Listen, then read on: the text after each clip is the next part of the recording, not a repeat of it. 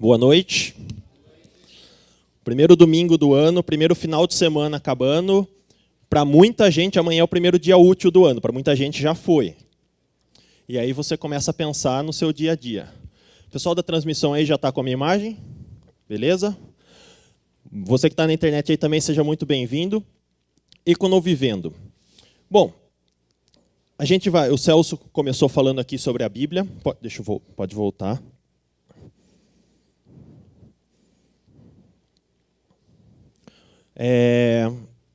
E nós vamos falar um pouco mais sobre o que a Bíblia fala, sobre algumas coisas. Aí você fala assim, muitos aqui me conhecem, a maioria aqui me conhece, fala, o que o Paulinho vem falar sobre dinheiro?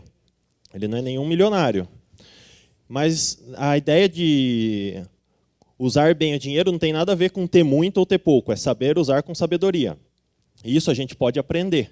E é o que eu venho buscado aprender, e é o que eu venho tentado colocar na prática.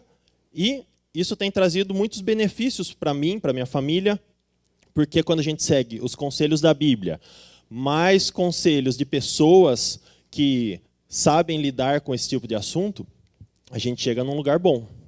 Então, eu vou contar um pouco rapidamente, porque nosso tempo é curto, 4 semanas parece muito, mas nosso tempo é curto. Eu vou contar um pouco de como eu comecei a estudar isso, mas antes, vamos ver o que o Celso falou, muita gente tem preconceito em falar sobre dinheiro, principalmente numa comunidade religiosa.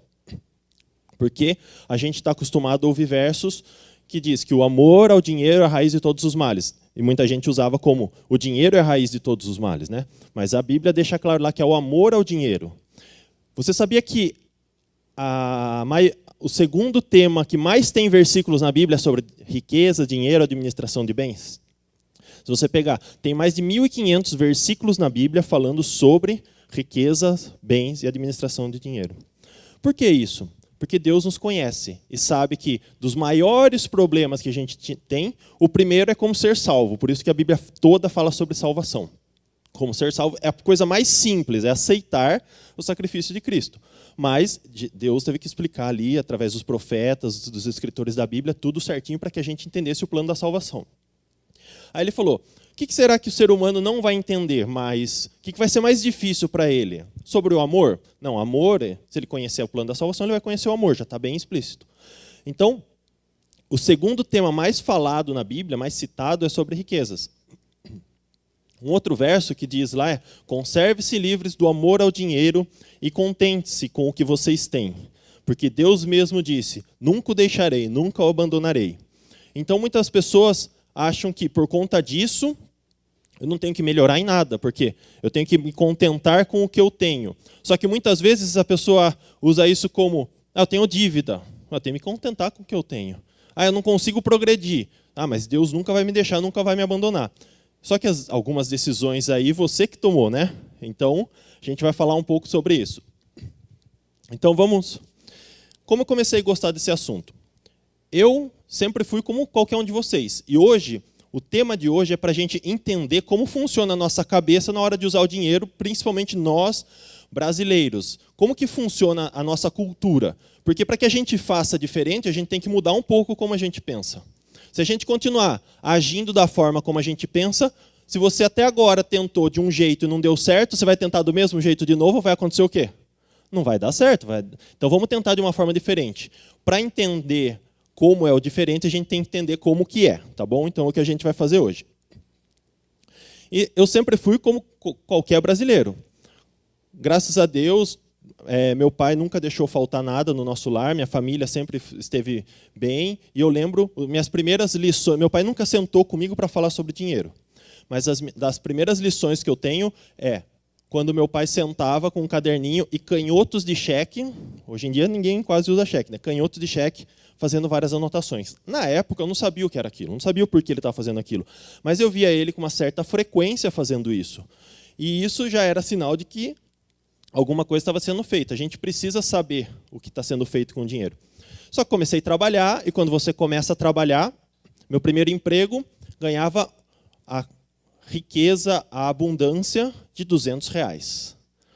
R$200, e com R$200 eu conseguia fazer o que eu precisava, guardava dinheiro e ainda fazia alguns luxos para um jovem naquela época. Por quê? Porque um jovem que mora com os pais, que custo ele tem? Então ele faz o que ele quer. Guardei dinheiro para fazer cursinho ainda. Que fui trabalhar porque eu não tinha como fazer cursinho. Fiz 6 meses de cursinho com R$ 200 na época. Comecei a trabalhar, e quando você começa a ganhar seu primeiro salário depois da época de estágio, você acha que agora você está surfando na onda da economia, né? E aí você começam a te oferecer algumas coisas como crediário, cartão de crédito. E é legal que o primeiro cartão de crédito eu fiz porque eu ia ganhar um porta-CD. Eu ia ganhar um porta-CD com gelzinho dentro, bonito e tal. E aí foi. E nessa época, você pega o cartão de crédito e fala, vou comprar um computador que eu estou precisando. Fui lá, o computador mais top da época. Eu pesquisei, trabalho com informática, desculpa, é que eu preciso de um computador bom para trabalhar e não sei o quê. Fui lá. Na época, isso há um bom tempo atrás, eu paguei mais de R$ 3.000 num computador. Mas R$ 3.000 era muito dinheiro, não era? Mas 12 parcelas de 290 e pouco não é muito dinheiro. É aí que você descobre que uma parcela de 200, outra de 50, outra de 20, e você vai acumulando parcelas, no final dá 1.200, R$ 2.000. E aí eu comecei.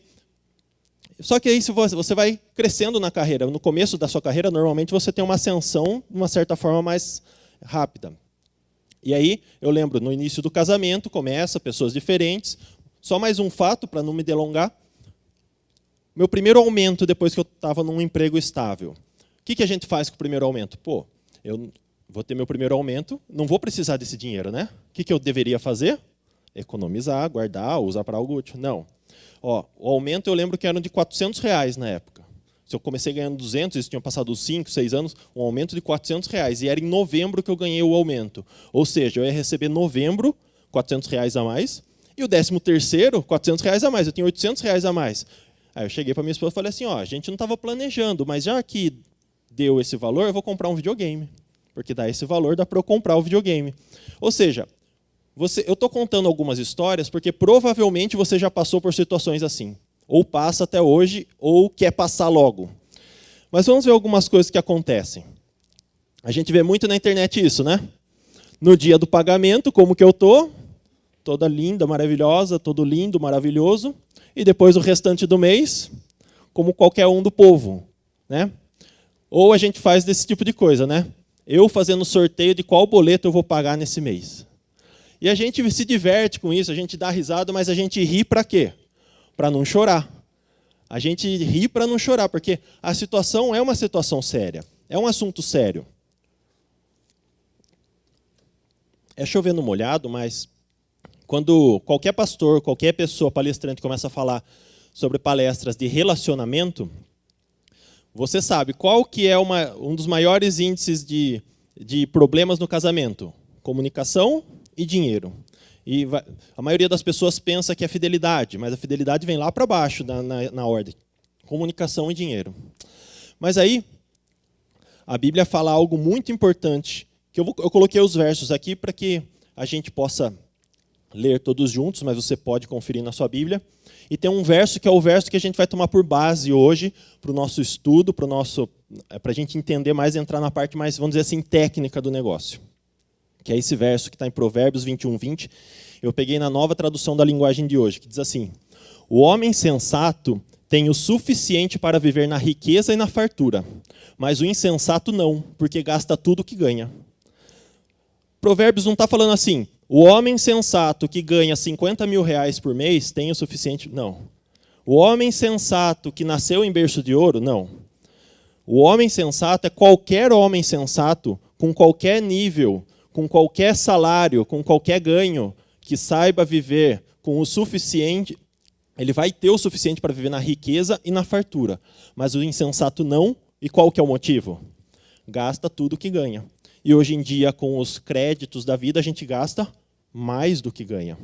Então, a primeira coisa que a gente tem que fazer é entender que no livro de Provérbios, que é um livro da sabedoria na Bíblia, você tem muitos versos lá falando sobre dinheiro, está falando que qualquer pessoa pode viver na riqueza e na fartura, porque o significado de riqueza e fartura não é muito dinheiro, não é milionários, mas a gente vai estudar durante as próximas semanas isso, tá bom? Então, vamos lá. Você você se pensa como uma pessoa, né? Mas você é uma pessoa, você fala que pode ser dividida. Como assim pode ser dividida? 3 pessoas. Pensa em você como 3 pessoas. Não, mas 3 é só a trindade, e a gente não entende como que é só Deus. Não, vamos falar um pouquinho sobre isso. Esse é você, ou eu, ou qualquer pessoa, no presente. Esse sou eu no presente. Existe o eu do passado e o eu do futuro. É a mesma pessoa, mas só para a gente exemplificar, são 3 pessoas diferentes, porque são em momentos diferentes. Pulou um aqui, pronto. O eu do presente vive de que forma? Vive com a consequência do que o eu do passado tomou de decisão.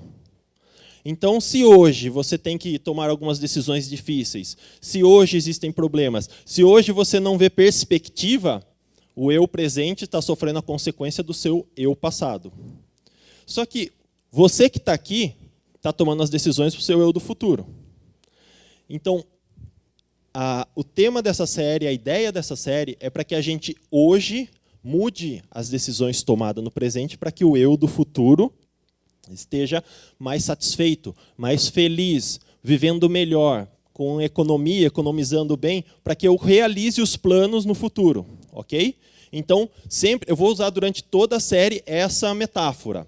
O eu do passado, que traz as consequências para o eu do presente, só que o eu do presente tem que tomar decisões para o eu do futuro, ok? Então, vamos lá. Vamos estudar um pouco de como funciona na média do brasileiro. Eu vou dar um exemplo aqui, que é a média, é o normal. Normalmente é assim. Você fala, mas meu caso foi um pouco diferente, meu caso foi melhor, foi pior. Como funciona a sociologia do consumo no Brasil? Antes de falar sobre isso, citando os autores que eu estou usando, além da Bíblia e de alguns programas saldo extra da TV Novo Tempo, eu fiz um curso do autor Gustavo Cerbasi, que é o autor do livro Casais Inteligentes Enriquecem Juntos, muito conhecido. Eu estou com esse livro que eu usei por base, que é Como Organizar Sua Vida Financeira. Eu podia até sortear esse livro, mas esse aqui eu não vou sortear, porque está autografado, tá? Então, esse aqui eu não vou sortear. Mas, se a gente quer mudar, a gente precisa estudar. Se a gente quer entender, a gente precisa estudar. E esse material que eu vou usar a partir de agora é parte do curso dele. Então, do curso Inteligência Financeira. Tá? Ele é autorizado a ser utilizado, mas eu estou citando a fonte para que vocês possam também buscar informações. Padrão de vida. Então, aqui a gente tem uma linha do padrão de vida do brasileiro e aqui o tempo de vida. Lembre que padrão de vida não é quantidade de riqueza. Padrão de vida é quanto a pessoa sente mais confortável, tem mais conforto do ponto de vista dela. Porque para uma pessoa ter um padrão de vida confortável, cada um tem um nível de conforto a partir de onde veio. Então vamos pegar aqui. O padrão de vida do brasileiro, normalmente, ele não começa do zero. Porque você tem uma história, você veio de algum lugar. Alguém te deu condições quando você nasceu. Não importa quais condições, mas você não saiu do zero. Você tinha algumas condições e aí você viveu por um tempo nessas condições, mais ou menos no mesmo nível de conforto e qualidade de vida. Ok?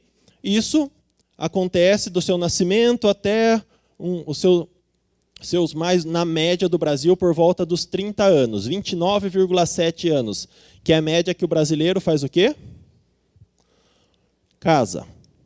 A média de casamento no Brasil é por volta dos 30 anos. Com 30 anos, o brasileiro sai da casa dos pais, porque no Brasil a cultura a gente sai da casa dos pais quando casa. E o que acontece com o meu nível de vida? Não, peraí. O nível de vida cai. Nossa, o casamento faz cair o nível de vida, o padrão de vida. Pensa comigo. Por que cai o padrão de vida? No Brasil, a gente tem o costume de dizer, para quem vai casar, eu ouvi isso e eu acho que eu já falei isso para outras pessoas, é que assim, se eu vou casar, eu não posso diminuir o nível de vida que eu tenho hoje. Eu não posso diminuir o nível de vida do meu cônjuge. A gente tem. Então, quando você vai casar, qual que é uma das primeiras perguntas que as pessoas fazem para você? Você tem casa? Você tem onde morar? O que mais que te perguntam? Você já tem um enxoval? Tem como se sustentar? Então, eles te perguntam várias coisas. E quando você vai ver casa, se a sua família tem um apartamento num lugar da cidade, vamos dizer assim, num padrão mais elevado, a expectativa da sua família é que você tenha um apartamento em que região? Na mesma região. Porque a expectativa é que, ainda mais nós latino-americanos, os pais e filhos, os pais sempre querem que os filhos fiquem o mais próximo possível. E, além disso, a gente quer que fique bem pertinho.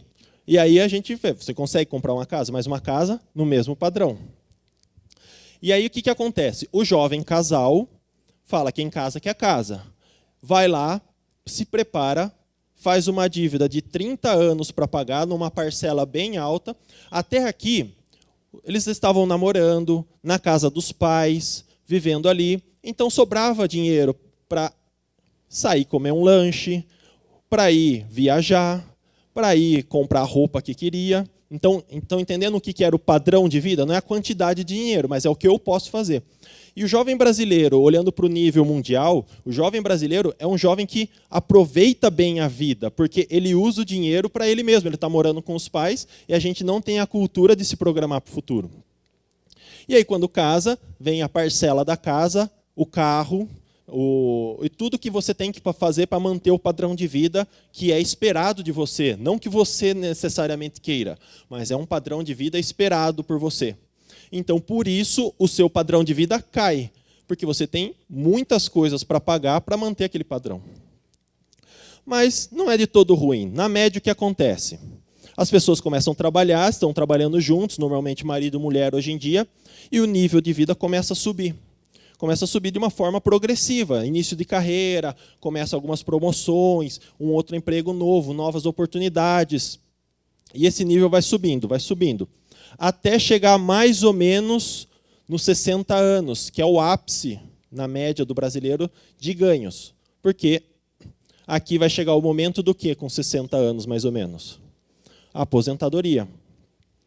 Aí chega a aposentadoria, o orçamento começa a cair. E aí a gente começa com um papo que é mais ou menos assim. Que a gente fala, padrão de vida, a gente cresceu. Os slides estão pulando sozinho aí? Então, a gente cresceu e agora os filhos já estão criados, já moram na casa deles, já está tudo tranquilo. E aí começa um papo. E se a gente pegar uma casinha menor, só para a gente viver melhor? E se a gente pegar um carro um pouquinho mais simples, porque a gente não precisa mais daquilo? E a gente acha que isso é normal, porque o padrão de vida brasileiro, a gente acha que essa é a curva de vida que a gente tem. Porque, na média, é isso que acontece. Na média, é isso que acontece. E aí, o padrão de vida cai, porque se você depende simplesmente da aposentadoria do INSS, com o tempo, essa aposentadoria vai acontecendo o quê? Vai perdendo nas correções. Quem é aposentado sabe o quanto vai perdendo. Só o salário mínimo que é corrigido, as outras demoram um tempão para serem corrigidas. Vai que você dá o azar de viver até os 100 anos, 110, 120 anos. O que vai acontecendo com o seu patrimônio que você acumulou durante a vida? Você vai ter que ir se desfazendo dele para ir mantendo a sua vida. Outra coisa que acontece é que, muitas vezes, porque o brasileiro não tem o costume de se programar para chegar lá na frente e estar preparado, os filhos, as famílias, quando estão aqui no auge do crescimento, têm isso por causa da proximidade, a família mesmo, e a Bíblia dá conselho sobre isso, não é falando contra, mas acontece muito. Por não nos programarmos aqui na frente, as famílias têm que ajudar a manter os pais, e esse tempo aqui acaba fazendo com que algumas famílias sintam que estão sendo travados, porque a hora que eles estão crescendo e poderiam aproveitar como todo mundo, eles não podem, porque eles têm que ajudar. E aí o que acontece? Quando chega aqui o momento de herança no Brasil, a gente vê em filme que herança, vai lá todo mundo esperando abrir. No Brasil não tem muito isso, porque quando sai herança, as prioridades são pagar algumas dívidas, depois fazer alguma reforma na casa que é necessária. Em terceiro lugar, por incrível que pareça, é estética. É fazer uma cirurgia, fazer um clareamento nos dentes, comprar roupas. E depois vem viagens e outras coisas com o dinheiro que ficou aqui, porque normalmente não é uma grande herança que vai fazer a diferença na vida dessa pessoa. Então ela quer recuperar o tempo perdido, porque ficou segurando aqui. E aí é esse mais ou menos o nível de padrão de vida do brasileiro. Então, isso aqui ajuda a entender um pouco como funcionam as nossas decisões. A gente toma as decisões pensando nisso. E a gente nunca pensa que vai chegar aqui, porque a gente não gosta, acho que por conta da gente não ser criado para morrer, a gente não gosta de pensar que um dia vai morrer, que um dia vai chegar esse dia e as coisas vão passando. Vamos comparar com o padrão de vida do americano. Por que do americano? Porque a gente está falando de sociologia. A sociologia é como a sociedade funciona. A maioria dos filmes que nós assistimos desde a infância são americanos. Então, isso ajuda a gente entender um pouco esse padrão e comparar com o padrão do brasileiro. Tá bom? Então, vamos lá. O Little Júnior aqui começa um padrão de vida maior que do brasileiro, porque é um país que tem um acúmulo de riquezas maior. Então, ele começa num padrão mais alto e mantém naquele padrão vivendo na casa dos pais. Só que aqui acontece a mesma coisa aqui para o brasileiro. O padrão de vida do americano vai cair no momento em que ele sai da casa dos pais. E quando é esse momento na vida do jovem americano? Quando a gente assiste filme americano, quando é que ele vai morar sozinho? Faculdade. Então, quando ele entra na faculdade, o nível de vida dele cai drasticamente. Por quê? Porque o pai dele fala, filho, na média assim, filho, sua faculdade está paga, eu guardei dinheiro para a sua faculdade, é isso que eu me responsabilizo. Agora vai e se vira. Cuida da tua vida e se vira. Vai dar tudo certo, aí você cuida. E aí o jovem americano vai, faz faculdade, se forma, e você pode ver, o brasileiro depois que casa, que saiu da casa dos pais, tem uma queda, mas logo tem uma ascendência rápida. O jovem americano, ele não tem essa ascendência rápida. Por quê? Porque ele não está ganhando tão bem quanto o brasileiro ganha quando sai da faculdade, ou quando casa, ou quando está no início de carreira. Não, ele tem oportunidade e normalmente ganha até mais do que no Brasil.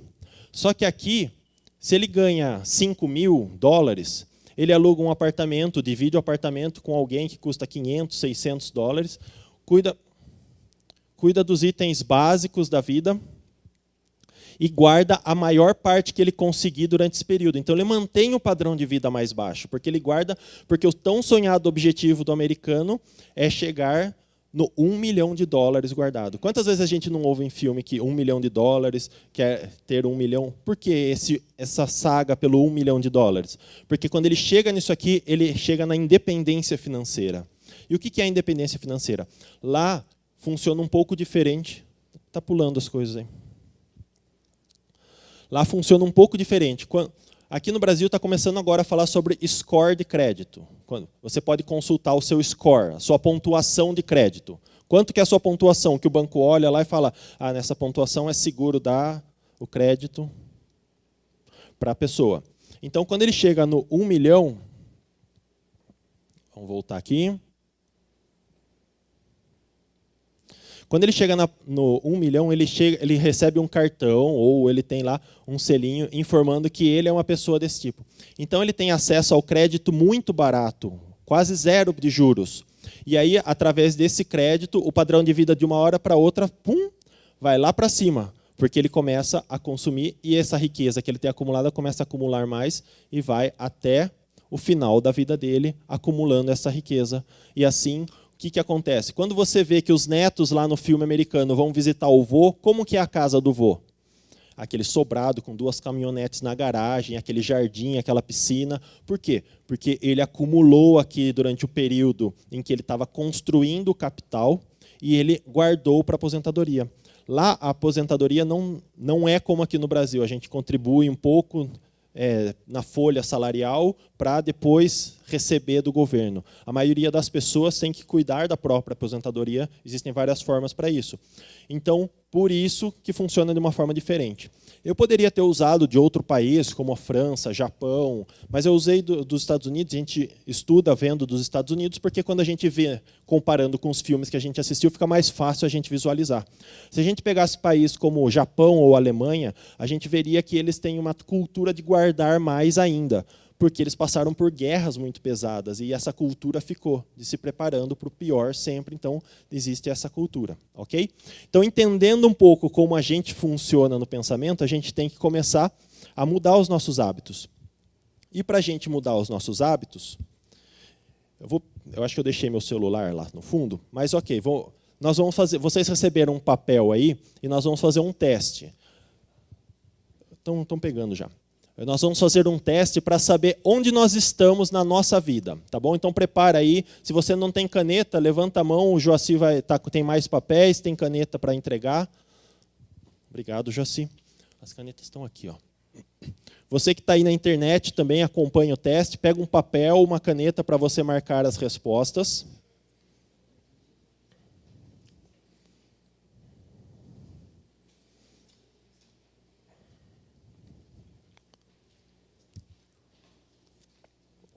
Então, hoje, a gente vai fazer esse teste e vai saber em que ciclo eu estou, o ciclo da prosperidade.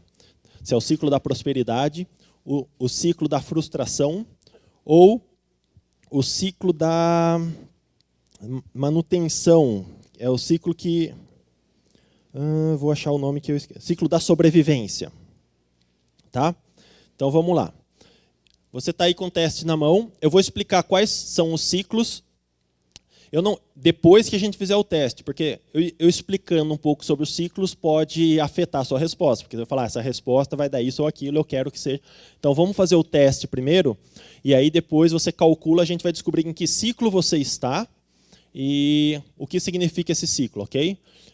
É individual, porque às vezes você vai olhar como casal e cada um acha que está de um jeito, depois é bom até conversar para alinhar as coisas. Vamos lá. Então, a parte 1. Enquanto você responde as perguntas, aí está dividido. Parte 1, você vai somar um ponto para cada resposta sim, e você vai subtrair um ponto para cada resposta não. Então, a minha sugestão é que você marque aí mais um quando você responder sim, e menos um quando você responder não, ok? Então, são 20 perguntas, você que está na internet pode acompanhar também e responder aí no seu papel para que a gente descubra o ciclo que você está. E essas perguntas vão ser base para a gente responder muita coisa nos próximos 3 programas, ok? Você saberia citar, olha lá, primeira pergunta, você saberia citar em 10 segundos quais são as 3 coisas mais importantes de sua vida, exceto os seus familiares? Porque é fácil responder sua família. Fora seus familiares, 10 segundos, pensa, você consegue citar as 3 coisas mais importantes? Sim ou não?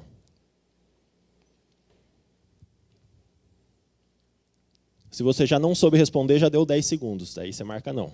Se você já pensou nas coisas. Respondido? Vamos para a próxima. Se for muito rápido, você avisa aí, Você saberia citar em 10 segundos 3 metas muito importantes que você espera alcançar nos próximos 5 anos? Sim ou não? Estou dando 10 segundos porque tem gente que fica pensando. Deu 10 segundos. Se você não soube elencar 3 metas, responde não. Você se sente satisfeito com seu estilo de vida e padrão atual de consumo? Sim ou não? Mais um ou menos um?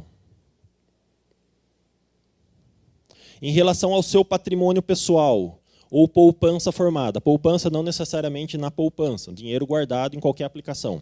Você tem uma meta a ser alcançada até o final do ano? Sim ou não? Essa é fácil responder. Se você já tem um número, sim. Se você não tem esse número formado, não. Tá? Sua poupança vem crescendo consistentemente nos últimos 2 anos? O dinheiro que você tem guardado aumentou nos últimos 2 anos? Sim ou não? Sim mais um, não menos um. Você se sente satisfeito com a distribuição do seu tempo entre atividades profissionais, de lazer e convívio social à sua família? Sim ou não? Queria ter mais tempo com a família, não estou feliz. Ou não, está bem equilibrado, sim. Se você ou seu companheiro morrer hoje, os dependentes vão estar razoavelmente protegidos a ponto de conseguirem se manter por pelo menos 3 anos? Sim ou não? Mais um ou menos um? Qual que é o número da pergunta, que eu não tenho os números aqui? 8. Na sua rotina diária, tanto de trabalho quanto pessoal, é razoavelmente organizada, sem o sentimento de estar sempre realizando tarefas urgentes? Porque quando a gente não organiza, tudo é para ontem, né? Você sente isso, sim ou não? Próxima pergunta. Você tem facilidade em eliminar da sua vida, da sua rotina, atividades pouco relevantes para você e que lhe tomem tempo, como frequentar reuniões e eventos indesejados, ler e-mails sem conteúdo realmente produtivo? Você consegue eliminar as coisas que não valem o seu tempo da sua vida facilmente ou você gasta tempo com coisa que não precisa? Pronto? Próxima pergunta. Você saberia dizer com razoável precisão quais são seus compromissos e tarefas para os próximos 3 dias?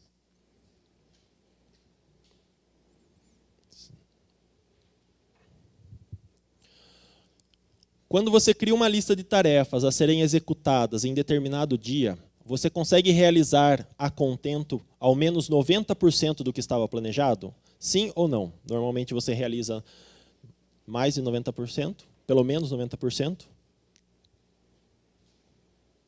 Próxima.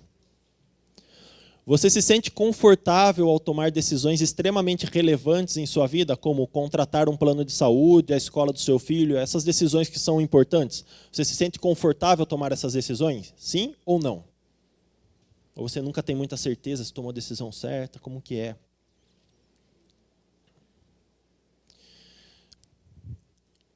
Você gosta da sua atividade profissional a ponto de frequentemente sentir-se apaixonado pelo resultado daquilo que você faz? Sim ou não? Muitas vezes você gosta do que você escolheu fazer, mas você não se sente apaixonado pelo que está resultando. Então, pensa nisso. As suas condições de saúde podem ser hoje consideradas ou equivalentes às... Desculpa. Suas condições de saúde podem ser consideradas ou equivalentes ou acima da média para pessoas da sua idade? A sua saúde é equivalente para quem é da sua idade ou até acima da média? A sua saúde é melhor do que as pessoas na sua idade? Sim ou não? Mais um ou menos um?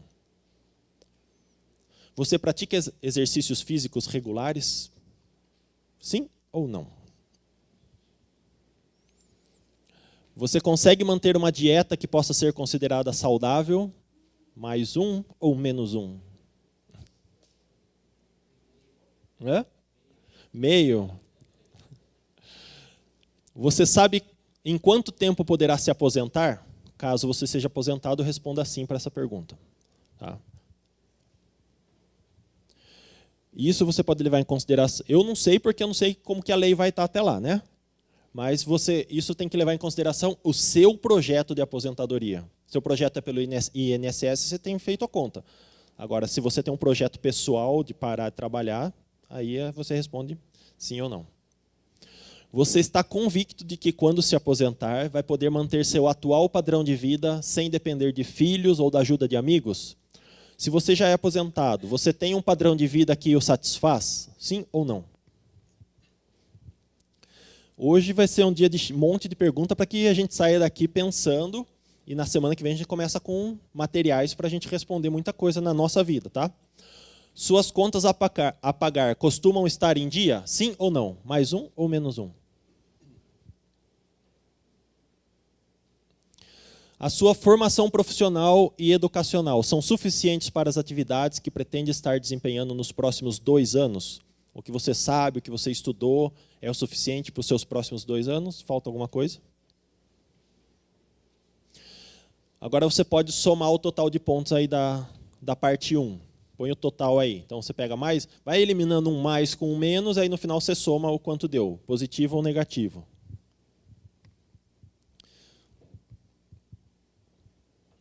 Você aí também na internet pode ir fazendo suas contas, você que anotou.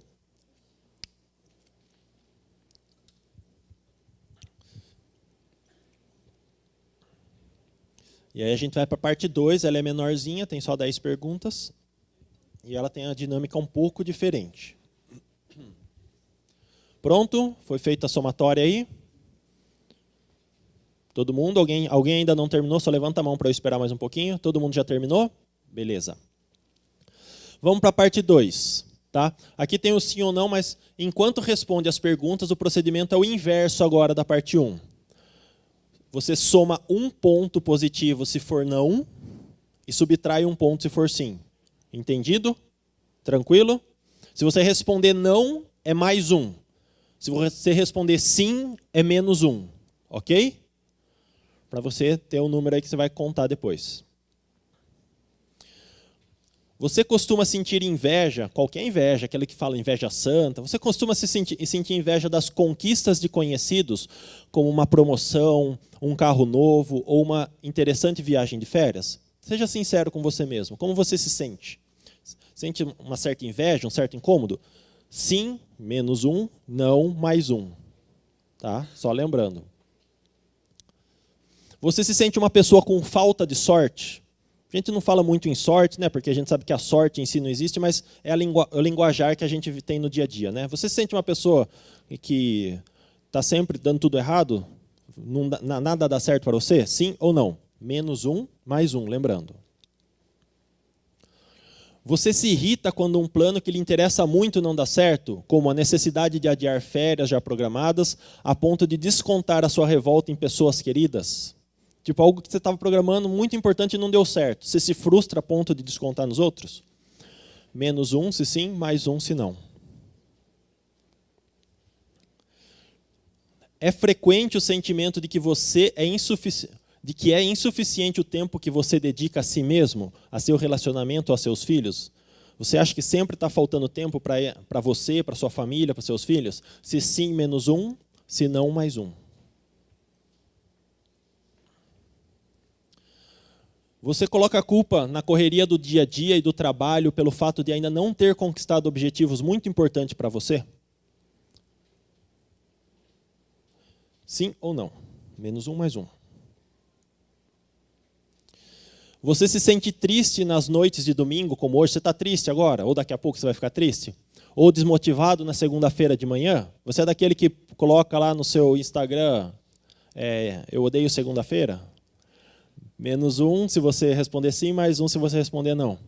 Eu tenho um adesivo em casa que diz assim, a segunda-feira te odeia também. Só para você não ficar reclamando dela, tá? Você apresenta sintomas frequentes de estresse? Se sim, menos um, se não, mais um. Passando para o próximo, por conta do tempo. Suas dívidas vêm crescendo nos últimos meses a ponto de você se preocupar? Menos um, sim, mais um, não. Se alguma pessoa em que você confia lhe aponta uma importante necessidade de mudança pessoal, você se sente resistente em mudar seus hábitos? Essa é difícil, né? Se sim, se você é resistente, mesmo que a pessoa seja muito próxima, você confie, menos um, se não, mais um.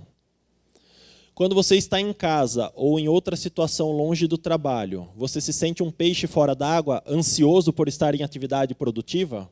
Você quer voltar para o trabalho? Você quer fazer alguma coisa que você considera importante? Menos um ou mais um. E agora você soma o total da parte 2. E depois, na sequência, a gente já faz o total de pontos. Vamos lá, mais um minutinho para terminar essa parte. E aí eu vou passar bem rapidamente os próximos tópicos. A gente pode abordar com mais calma nos próximos domingos. Eu não vou pedir para falar, o meu deu tanto, tal. Só a hora que terminar aí você analisa o quanto foi o seu total de pontos. Terminando a somatória, vocês só me dão um toque. Aí na internet também, você que marcou seus pontos, espero que você tenha conseguido acompanhar aqui com a gente. Senão depois vai estar no YouTube para poder rever as perguntas, tá? Então vamos lá. Sua pontuação. Se você ficou de mais 11 até mais 30, você pode se considerar no ciclo da prosperidade. Tá? E eu já vou explicar quais são as características do ciclo da prosperidade. De mais 11 até mais 30, você está no ciclo da prosperidade. Se a sua pontuação foi de mais 10 até menos 10, se ficou nessa faixa, você está no ciclo da sobrevivência. Tá bom? E se você ficou abaixo disso, de menos 11 para baixo, você está vivendo no ciclo da frustração. Agora vamos ver o que significa isso, né? O que significa cada um desses ciclos. Eu vou explicar rapidamente, eu vou pular algumas partes, porque tem muita coisa para falar. Mas o ciclo da frustração, por exemplo, são as pessoas que vivem numa situação que estão reclamando, nada dá certo, os compromissos se acumulam e o dinheiro nunca dá. Para tentar sair desse ciclo, a primeira providência que a pessoa toma é cortar as coisas que lhe agradam, que lhe fazem bem. Por exemplo, a mulher deixa de... Eu não tenho dinheiro, não vou fazer as unhas, não vou ao cabeleireiro, eu vou cuidar de mim, se é algo importante para ela. Não vou sair com o meu namorado, com o meu cônjuge, não vou comer nada lá fora. Por quê? Porque não está dando. Então, você acaba ficando no ciclo da frustração. E aí você vai entrando numa tristeza, porque a sua situação parece que nunca vai melhorar. E aí você acaba entrando num ciclo, Por que o ciclo? Porque é como uma espiral, não cai de uma vez. Aos poucos você vai se sentindo dessa forma, e aí nada ajuda, e aí você sente que nada ajuda, eu não tenho possibilidade, essa possibilidade não surge, eu estou torcendo para que isso aconteça, e estou sempre esperando que algo aconteça. As causas disso aí, eu não vou entrar em todas as causas que eu tenho listado aqui, mas, resumindo, o seu eu passado tomou algumas decisões que estão afetando o seu eu presente. E se nenhuma atitude for tomada, o seu eu presente vai continuar nessa situação e levar isso lá para o seu eu futuro, tá bom? Então, muitas vezes, essas decisões foram mais porque você estava mais preocupado, talvez, com o seu ter em algum momento, precisava ter alguma coisa, como eu falei, do padrão de vida, quando eu vou casar, ou as pessoas esperam isso de mim, do que o ser, do que realmente era importante para mim. O importante para mim era viver bem com a minha família, ter tempo para a minha família. Então, o econovivendo é para a gente ver onde é importante eu aplicar meu dinheiro. É importante eu comprar aquilo que a sociedade espera de mim, ou é importante eu ter mais tempo com quem realmente faz a diferença, tá? Então, o ciclo da frustração, mas não se frustre, há solução. E nós vamos ver nos próximos episódios como você evoluir e sair desse ciclo, porque se é uma mola que desce, ela tem o caminho de volta, tá bom? As consequências de você estar nesse momento é que você não tem tempo para planejar nada na sua vida, você não consegue definir o que é importante, por isso tudo é urgente, você gasta mais dinheiro, tudo sai mais caro porque você não planeja, então na hora que você vai ver, pagou juros ou pagou alguma coisa que podia ter economizado de outra forma, não há equilíbrio entre vida profissional e familiar, e essas são as características do ciclo da frustração. Como sair desse ciclo? Próximos programas. Ciclo da sobrevivência. Não é um ciclo ruim.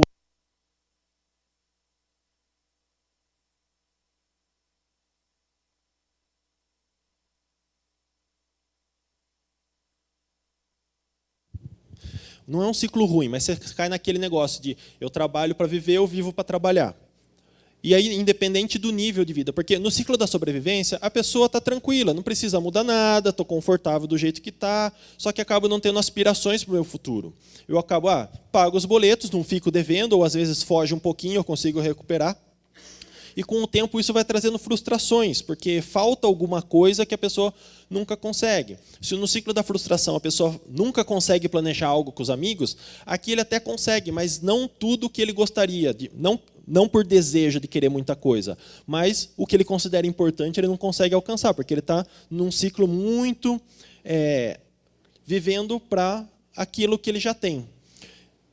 Como eu disse, como não tem a ver com a quantidade de dinheiro, pode ser que dentro do ciclo da sobrevivência, uma família mais abastada é aquela família que, inclusive dentro desse ciclo, a minha função de vida é quando meus filhos casarem, eu vou dar uma casa para eles. Está dentro do ciclo da sobrevivência. Não quer dizer que a prosperidade está prosperando, tá?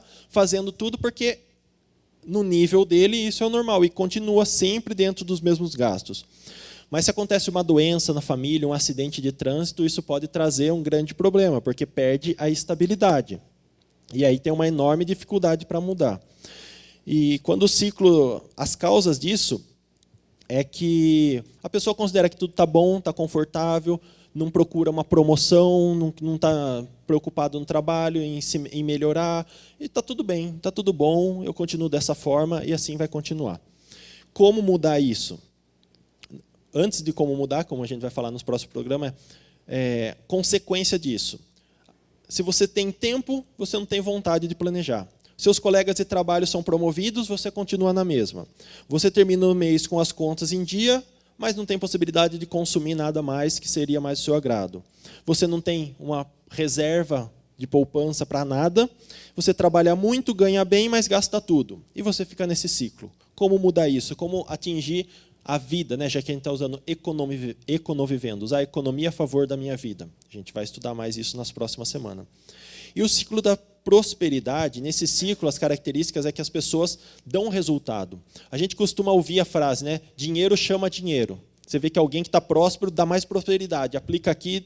Mas por quê? Porque a pessoa nesse ciclo ela poupa com um objetivo, ela já tem uma meta. Se você tem uma pontuação, não sei qual foi a sua pontuação, mas está próximo ali do começo do ciclo da prosperidade, parabéns, você tem muito ainda o que crescer. Você já está lá em cima, você tem muito para nos ensinar, porque a gente está aqui para uma troca de experiências. Você faz boas escolhas, tem um consumo de qualidade, tem crédito, é feliz, consegue equilibrar a sua vida profissional com a sua vida pessoal, consegue programar férias, consegue programar coisas com seus amigos. E o nosso foco aqui, nessas próximas semanas, é como todo mundo se programar para ter metas e objetivos para entrar nesse ciclo. Porque Deus quer que a gente vá nesse ciclo. Deus quer que nós sejamos prósperos. Você vê os personagens da Bíblia, você pode falar, tem personagens que fala que nunca vai ver o justo mendigando pão. Mas tem muita gente na Bíblia que teve dinheiro que não precisava. Jó perdeu tudo, recuperou tudo. Abraão, o pai da fé, ele era um homem de muitas posses. Deus nunca rejeitou quem era próspero. Mas, na verdade, quando você tem prosperidade, para Deus é importante porque também você pode abençoar mais pessoas através da sua prosperidade. Porque você vai sair desse ciclo de nada dá certo para mim, em poder, dentro da sua prosperidade, ver o que dá certo para você e ajudar outras pessoas a dar certo também as coisas para elas. Então, ninguém cai nesse ciclo da prosperidade de paraquedas. Sempre é alguém que está buscando, tem metas, tem objetivos claros, tem controle. E para isso que a gente vai juntos trabalhar aqui, conversar, estudar e trocar experiências. Tá? Tarefa de casa, então. A gente tem que fazer isso. Fazer uma planilha de orçamento doméstico. Esse link aqui, se você tem um celular e sabe como ler esse código, você pode ler aí na tela e já vai cair nesse link. Vai ter para download uma planilha que está na internet disponível como do curso, mas é a que eu uso, por isso que eu disponibilizei ela também. Mas se você já tem a sua, que você acha fácil de... Se você acha fácil de usar, se você tem um caderninho, você usa da melhor forma que você achar. O importante da planilha de orçamento doméstico é que ela não sugue o seu tempo a ponto de ficar chato. Você tem que ter uma planilha que você bate o olho e sabe a sua situação. Essa aqui, eu vou propor uma coisa. Entra no site, baixa ela, e eu me proponho a fazer durante essa semana, estou me programando para terça-feira à noite, fazer uma live mostrando como a planilha funciona. Vocês topam? Terça, 8h30 da noite? Aí, como que a gente vai se comunicar? Eu vou falar na sequência. Então, eu vou fazer uma transmissão ao vivo na internet, todo mundo pode conversar comigo ali via texto, e aí a gente preenche a planilha juntos. Por que eu vou fazer na terça? Porque hoje você vai chegar na sua casa, baixar a planilha e começar a preencher. Eu vou explicar no geral, você já vai ter algo preenchido lá, tá bom? Se você não quiser usar essa, como eu falei, você já tem a sua, é mais fácil, usa a sua. E aí, para a gente se comunicar, eu fiz um grupo no WhatsApp só para a gente se comunicar sobre isso. Você que está na internet também pode entrar. O grupo Economivivendo.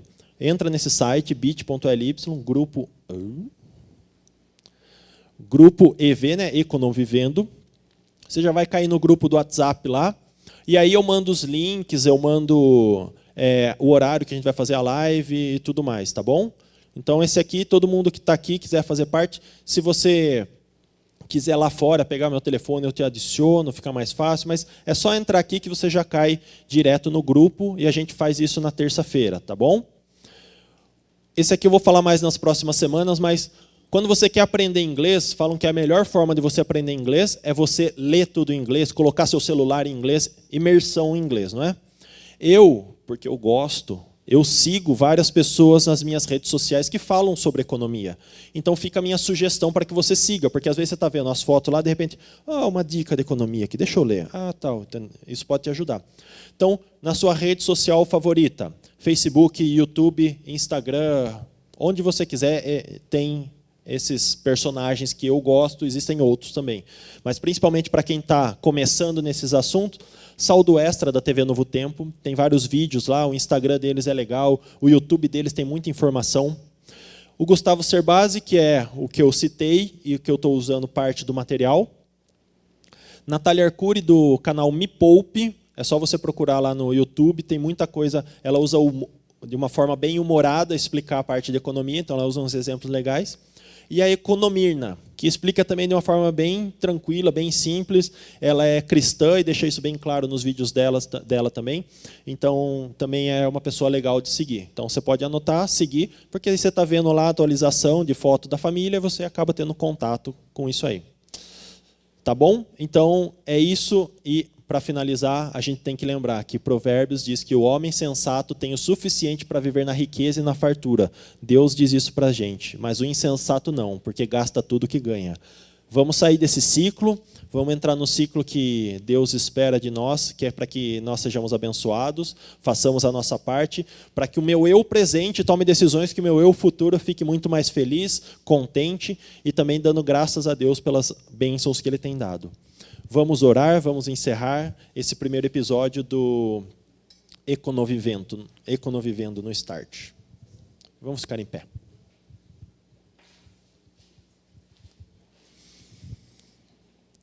Santo Deus, obrigado, Pai, porque através de princípios bíblicos nós podemos entender que é importante nós cuidarmos daquilo que o Senhor tem nos dado, Senhor, porque tudo o que temos provém de Ti, Senhor.